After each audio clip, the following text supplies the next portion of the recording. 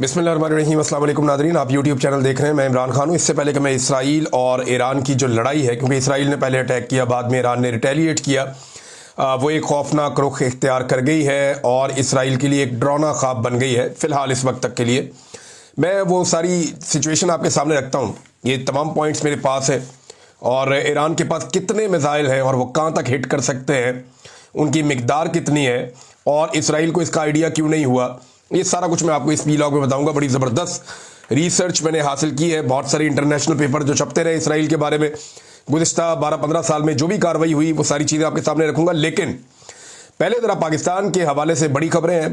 पाकिस्तान के जो ओवरसीज़ हैं, अमेरिका में, कनाडा में, उन्होंने इकट्ठे होकर एक बड़ा एहतजाज किया। सैकड़ों की तादाद में वो इकट्ठे हुए और आसिम मुनीर साहब के खिलाफ वो एहतजाज कर रहे थे। Field marshal Asim Munir America के दौरे पर हैं और ये मुतनादे दौरा इसलिए बन गया कि पहले को टाउट्स और ये लोग जो है वो बड़े नारे लगा रहे थे, दावे कर रहे थे कि आसिम मुनीर साहब को इसलिए बुलवाया गया अमेरिका में क्योंकि आसिम मुनीर साहब से अमेरिका बहुत प्यार करता है। और जनाब वजह यह है कि अमेरिकन मिलिट्री की 250वीं सालगिरह है, अमेरिकन फौज की 250वीं या 250वीं सालगिरह है, एनिवर्सरी है, और उस मौके के ऊपर ये परेड होने जा रही है और उस परेड में आसिम मुनीर साहब को बुलाया गया है। ये दावे किए गए।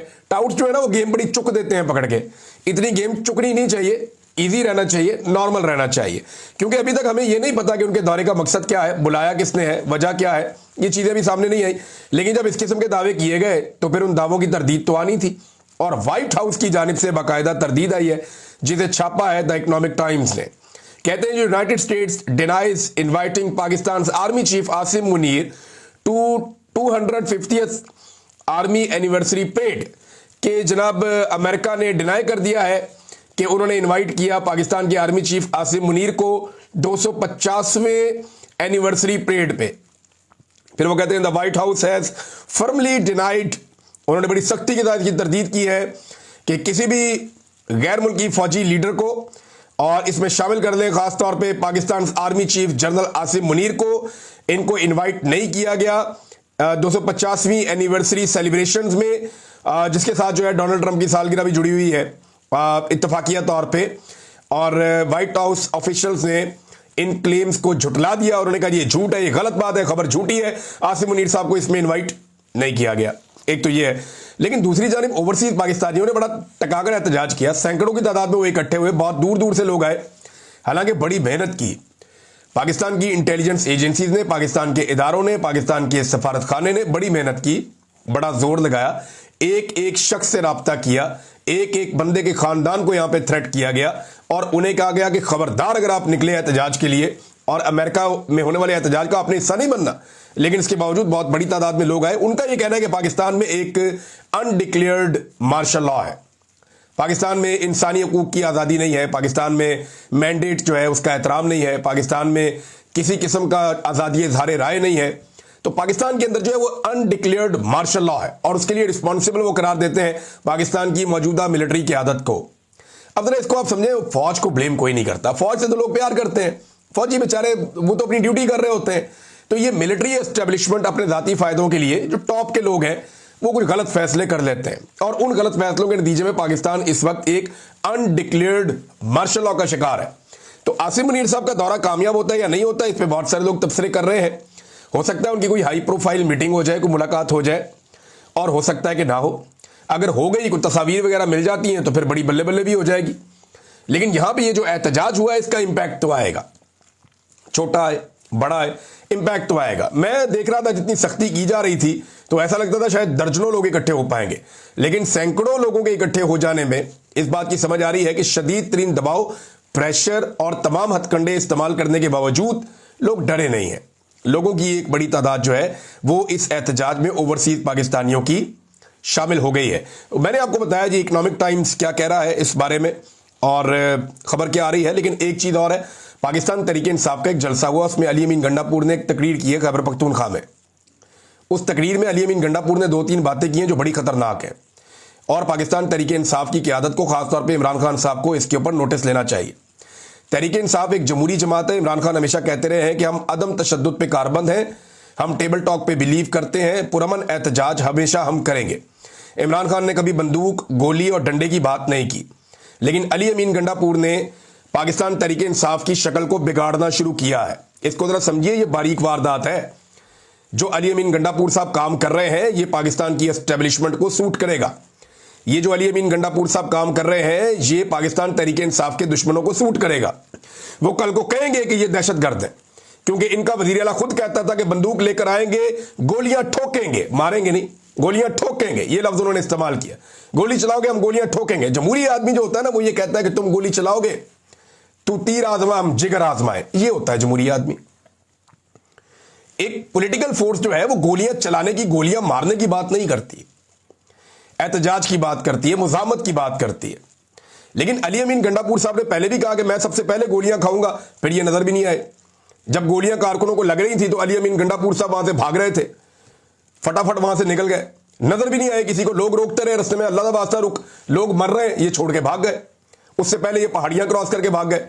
अब अली अमीन गंडापुर साहब कह रहे हैं कि मैं गोलियां मारूंगा, अडियाला जाऊंगा, हथियारों को लेकर जाऊंगा और मैं गोलियां मारूंगा। ये उनका स्टेटमेंट है। और वो अपने लोगों से कह रहे हैं कि मारोगे गोलियां, हम हथियार लेकर जाएंगे, एक के बदले 2 गोलियां मारोगे। तो उनके लोग कह रहे हैं जनाब आगे से, लोग तो जज्बाती होते हैं, वो उनके साथ नारेबाजी में शामिल हो रहे हैं। ये एक्चुअली पाकिस्तान तहरीक इंसाफ को डैमेज करने की एक कोशिश है। मैं सीरियसली आपको कह रहा हूं, इमरान खान कभी अपने लोगों को यह नहीं कहेगा कि गोलियां मारो। इमरान खान कभी अपने लोगों को यह नहीं कहेगा कि कत्लेआम करो, कभी नहीं कहेगा। वो आज भी कहते हैं कि 9 मई हमारे ऊपर प्लानिंग किया गया है, 9 मई का मंसूबा हमारे ऊपर डाला गया है। इमरान खान ये कहता है, वही कहता है मेरे लोग पुरअमन एहतजाज कर रहे हैं, ऐसा नहीं हो सकता कि मेरे लोग हथियार लेकर आ जाएं। लेकिन अली अमीन गंडापुर ये क्लेम कर रहे हैं कि हथियार लेकर भी जाएंगे, गोलियां भी चलाएंगे। अब ये कौन सी जमहूरी पार्टी है या इसका, ये एक्चुअली पाकिस्तान तहरीक इंसाफ को इस तरीके से डैमेज किया जा रहा है कि तहरीक इंसाफ के लोग याद रखेंगे जो अली अमीन गंडापुर साहब उनके साथ कर रहे हैं। आज से कुछ अर्सा पहले इसी अली अमीन गंडापुर के भाई ने मेरे पे इल्जाम लगाया था, फैसल अमीन ने, और इल्जाम ये लगाया था कि जब अली अमीन गंडापुर भाग गया था पहाड़ियां क्रॉस करके, तो मैंने अली अमीन गंडापुर से लड़ाई की थी कि तुमने पुलिस को और रेंजर को गोलियां क्यों नहीं मारी। मेरे पे ये इल्जाम लगाया था और ये कहा था कि हमने आगे से जवाब दिया कि हम कभी भी लॉ इन्फोर्समेंट के ऊपर गोली नहीं चलाएंगे, मर जाएंगे। इस किस्म की ट्वीट की थी फैसल अमीन गंडापुर ने। और आज उसी के भाई से, वजीर आला से, किस तरह के बयान दिलवाए जा रहे हैं। मैं कन्विक्शन के साथ कम से कम यह बात कर सकता हूं कि अली अमीन गंडापुर का यह स्टेटमेंट इमरान खान का स्टेटमेंट नहीं हो सकता, और यह स्टेटमेंट पाकिस्तान तहरीक इंसाफ को कभी भी सूट नहीं करेगा, और यह स्टेटमेंट पाकिस्तान तहरीक इंसाफ के मुखालिफिन को सूट करेगा। आप देख लीजिएगा, इन चीजों को इस्तेमाल किया जाएगा। अब आ जाए नाजरीन, एक तो यही तो प्लान, यही तो बयानियां बनाया जाता है, यही तो प्लान किया जाता है कि जनाब ये दहशतगर्द है, मारो इनको। और बंदूकें लेकर कौन अवाम जाएगी भाई? लोग एहतजाज करने जाते हैं, पुरअमन एहतजाज करने जाते हैं, वोट डालने जाते हैं, आप लोगों को बंदूकें लेकर लश्करकशी करनी है किसी जगह पे? ये बड़ा अनफॉर्चुनेट है। देखें, जो हुकूमत ने किया, गोली चलाई, और गोली क्यों चलाई उसके ऊपर हमने आज तक सवाल उठाया। इन्होंने नहीं उठाया ना, आज तक अपना पर्चा नहीं करवा सके, आज तक अदालत के अंदर नहीं जाते, अदालत में केस आता है, आज तक अली अमीन गंडापुर एक दफा पेश नहीं हुआ। कह रहे थे जी मेरे बंदे लापता हो गए हैं, किधर है? एक भी केस नहीं किया। कह रहे थे जी मेरे बंदे मारे गए हैं, कहां केस किया है? किसी जगह पे कोई, किसी जगह एक जगह वज़ीर आला गया हो, सूबे के लोग जिनको आप साथ लेकर गए वो मारे गए, आप वहां पे गए ही नहीं। आपको जाना चाहिए था ना, जाके मुकदमा लड़ना चाहिए था। जो पहले लाशें वहां छोड़ गए उनका मुकदमा लड़ा नहीं है, और अब लोगों को दोबारा लड़ाई के लिए, जंग के लिए तैयार नहीं करना, तहरीक के लिए तैयार करना। इमरान खान ने यह कहा था। बहरहाल ये गेम कोई और हो रही है, ये आने वाला वक्त साबित करेगा, अगर तो मामला वहां तक गया तो। अब आ जाए नाजरीन ईरान और इसराइल के मामलात के ऊपर, और ये बड़े क्लियर मामलात हैं कि इसराइल ने पहले अटैक किया, उनकी असेसमेंट कुछ और थी, लेकिन उसके नतीजे में हुआ क्या। अब ईरान की हिकमत अमली आप देखें, हम जो मनाजिर देख रहे हैं ना, जब 5वां दौर आया मिसाइल्स का, तो ये स्काई न्यूज़ के वहाँ के जो ब्यूरो चीफ हैं उन्होंने अपने मोबाइल से वीडियो बनाकर भी लगाई, और बहुत सारे जो इंटरनेशनल जर्नलिस्ट हैं वो लगा रहे हैं। दुनिया भर के जो बड़े बड़े जरीदे हैं, अल जजीरा है, BBC है, CNN है, हर जगह पे स्काई न्यूज़ है, अरब न्यूज़ है, अरब के बहुत सारे चैनल्स हैं, TRT है, तुर्की के चैनल्स हैं, बाकी जगहों के हैं, वो सारे, ईरानी मीडिया भी इसके ऊपर रिपोर्ट कर रहा है, इजरायली मीडिया भी इसके ऊपर रिपोर्ट कर रहा है, हम सारा मीडिया देख रहे हैं कंटिन्यूसली। तो ये जो अटैक हो रहे हैं ईरान की जानिब से, ये अनप्रेसिडेंटेड है। इस तरह के अटैक इसराइल पे इससे पहले नहीं हुए थे। ईरान जो ज्यादातर टारगेट कर रहा है वो एनर्जी के सोर्सेज पे कर रहा है, जहां से इसराइल के तैयारे रीफ्यूलिंग कर सकते हो, जहां से उनको तवानाई में असर आ सकती हो, जहां पे उनके एनर्जी के सोर्सेज हो। ऐसी जगह के ऊपर ईरान लगातार अटैक कर रहा है। और ये पांचवा जो ग्रुप आया मिसाइल्स का ईरान की जानिब से, इसमें बैलिस्टिक मिसाइल्स भी शामिल थे। नाज़रीन, बैलिस्टिक मिसाइल के बारे में मैं आपको बता दूं थोड़ा सा, ये बहुत तेज़ रफ्तार मिसाइल होते हैं और ये बहुत तेज़ रफ्तारी से अपने टारगेट की तरफ बढ़ते हैं। अगर दूसरे मिसाइल्स के बीच में ये कहीं से आता है तो ये आनन फानन जाके अपने टारगेट को हिट करता है। ये एटलीस्ट मैक 5 की रफ्तार से होता है। खैबर मिसाइल नॉर्मली ईरान ने कहा था कि वो चलाएंगे और बहुत सारे लोग क्लेम कर रहे हैं कि जो विजुअल्स आ रहे हैं, जो मिसाइल बहुत सरहद के साथ बड़ी रफ्तार के साथ अपने टारगेट पे जाके हिट हो रहे हैं, वो खैबर मिसाइल है, नॉर्मली ये कहा जा रहा है। तो मैंने इनके ऊपर जब रिसर्च की तो पता चला कि ये मैक 5 की रफ्तार से जाते हैं, लगभग 6000 किलोमीटर फी घंटा से भी ज्यादा की रफ्तार से ये फ्लाई करते हैं। और ये मिसाइल इससे भी ज्यादा तेज रफ्तार से उड़ते हैं। मैक 5 से लेकर मैक 25 तक जो है ये हाइपरसोनिक मिसाइल्स होते हैं और इनको रोकने का कोई बंदोबस्त नहीं है। मैं आपको सिंपल करके भी बता दूंगा, लेकिन पहले ये मनाजिर जो नजर आ रहे हैं इस वक्त तल अवीव में और दीगर इसराइल के इलाकों में, हीफा में, बहुत सारे और मशरकी इसराइल में, जहां जहां मनाजिर देख रहे हैं और तस्वीर और वीडियोज आ रही हैं, वो मलबे के ढेर की आ रही हैं। जबकि इसराइली शहरी जितने भी हैं वो बिल्कुल बंकर्स के अंदर घुस गए हैं, ज़ेरे ज़मीन चले गए हैं और इनकी जो क़यादत है वो भी सारी ज़ेरे ज़मीन चली गई है। ज़्यादातर लोग ज़मीन से कई कई मीटर नीचे मौजूद बंकर्स के अंदर हैं और वो वहाँ पे अपनी जान की हिफाजत कर रहे हैं। जबकि इसराइली फ़ौज मुकाबला करने की कोशिश कर रही है ईरानी मिसाइल्स का, वो कर नहीं पा रहा है, उन्हें रोक नहीं पा रहे। आयरन डूम को जो कामयाबी माजी में मिलती थी वो अब मिल नहीं रही, क्योंकि हाइपरसोनिक मिसाइल्स उनकी रफ्तार बहुत तेज है और दूसरे मिसाइल्स उनको रोक नहीं सकते। मैं आपको बताता हूं कैसे, इसको थोड़ा सिंप्लीफाई करते हैं। ये जब से दुनिया बनी है ना, तो जब जब कोई हथियार मारने के लिए बना है ना, वैसे वैसे कोई ना कोई ढाल भी साथ तैयार हुई है उससे बचने के लिए। मिसाल के तौर पे जब इंसान नेज़े से लड़ता था तो एक खास किस्म की ढाल होती थी अपने आप को बचाने के लिए। फिर जब तलवारें आई तो ढाल का साइज थोड़ा छोटा हो गया, उसका वजन कम हो गया, उससे अपने आप को बचाना है। फिर इस तरह जैसे जैसे इंसान ने दूसरे हथियार बनाए तो साथ साथ किले बन गए जिसके अंदर अपने आप को महफूज किया जा सकता था। तो हर दौर में जैसे जैसे मारने का बंदोबस्त हुआ, तलवार के साथ साथ ढाल बनती रही, जदीद से जदीद तलवारें बनती रही और जदीद से जदीद ढालें बनती रही। यानी ह्यूमन बॉडी पे पहनने के लिए ऐसी चीजें बनी जिनको हथियार डैमेज नहीं कर सकता था या इंसानी जान बच सकती थी। फिर लोगों ने मोर्चे बनाए। हर दौर के हिसाब से जैसे जैसे हथियार एडवांस होता गया वैसे वैसे उससे बचने के तरीके भी एडवांस होते गए। जब लड़ाका तैयारे बने तो उनके मुकाबले में दूसरे लड़ाका तैयारे बने और साथ एयर डिफेंस सिस्टम भी बनाए गए। लेकिन जब इंसान ने बहुत तरक्की की और वो पहुंच गया हाइपरसोनिक मिसाइलों तक, सुपरसोनिक, हाइपरसोनिक, जब यहां तक इंसान पहुंचा तो अब रफ्तार बहुत तेज बढ़ गई थी। तो जो ढाल बनाने की इंसान की कैपेसिटी है वो वहां तक नहीं पहुंची जहां तक इंसान की तलवार बनाने की कैपेसिटी पहुंच गई। अब इस वक्त जो मिसाइल्स हैं जदीद तरीन, वो रशिया के पास और बहुत सारे मुल्कों के पास है, दर्जन बल मुमालिक हैं। तुर्की के पास भी हैं, पाकिस्तान के पास भी हैं, इंडिया के पास भी हैं, रशिया के पास हैं, चाइना के पास हैं, अमेरिका के पास हैं, बरतानिया के पास हैं, इवन इसराइल के पास भी हैं, फ्रांस के पास हैं। तो ये जो जदीद तरीन मिसाइल्स हैं जो बहुत तेज रफ्तार से ट्रेवल करते हैं, इनको रोकने के लिए अभी तक कोई भी मुअस्सर एयर डिफेंस सिस्टम मौजूद नहीं है। इसराइल का क्लेम है ना, दुनिया का सबसे अच्छा air Doom air defence system उनके पास है। ये अमेरिका के इश्तराक से उन्होंने बनाया हुआ है। वो ये कहते हैं सबसे अच्छी छतरी हमारे पास है, हमारा पूरा एक डूम बना हुआ है, बीच में कोई चीज नहीं आ सकती। लेकिन हमने देखा कि उनकी इमारतें जो है मलबे का ढेर बन गई, क्योंकि ये हाइपरसोनिक मिसाइल्स है, ये बहुत ज्यादा रफ्तार से आते हैं। ईरान ने इन मिसाइल्स को हासिल करने के लिए गुज़िश्ता लगभग 4 दिहाइयों में बहुत कोशिश की है। ईरान के पास ये कितने मिसाइल्स हैं, इसका अंदाजा आप यहां से लगा सकते हैं कि बहुत सारी ईरान के अंदर ऐसी साइट्स हैं, और अगर मैं आपको ये कहूं कि वो सैकड़ों की तादाद में है तो भी ये गलत नहीं होगा, क्योंकि ईरान में बहुत सारी ऐसी साइट्स हैं जहां पे मिसाइल्स मौजूद हैं और ये मिसाइल्स बाज़ औक़ात ज़ेरे ज़मीन 500 मीटर तक रखे गए हैं। ये मैं आपको फिर बता रहा हूं, 500 मीटर लगभग आधा किलोमीटर होता है। तो ज़ेरे ज़मीन इतना नीचे तक इन्होंने मिसाइल्स को रखा है ताकि किसी किस्म का भी हमला होता है तो इनके मिसाइल्स महफूज रहें और जब ये चाहें अपने मिसाइल्स को लॉन्च कर सकें। पहाड़ों के अंदर, गारों के अंदर सुरंगें खोद के, और पूरा एक जो है वो ज़ेरे ज़मीन एक सिटी है, इसको वो कहते हैं जी मिसाइल सिटी कहते हैं। इसके मनाज़िर कई दफ़ा हमने देखे भी हैं। इनकी लोकेशंस का तो नहीं वो बताते ईरानी, और ना कभी लोकेशंस का पता चलने देते हैं, लेकिन ये ज़रूर है कि मिसाइल सिटी मौजूद है। ईरान में, और पूरा शहर आबाद है शहरों के नीचे जहां पे इन्होंने मिसाइल्स रखे हुए हैं ईरानियों ने। और ये पिछले 40 साल से ये काम कर रहे थे। इनको इस बात का आइडिया हो गया था, क्योंकि जब ईरान में इनकलाब आया था तो अमेरिका के साथ इनकी बिगड़ गई थी। उससे पहले ये अमेरिका से हथियार लेते थे, अमेरिका के इत्तेहादी थे। तो जब इनकलाब आ गया तो बिगड़ गई। फिर इराक ने हमला कर दिया ईरान के ऊपर, और उसमें सपोर्ट की मगरबी ममालिक ने इराक की।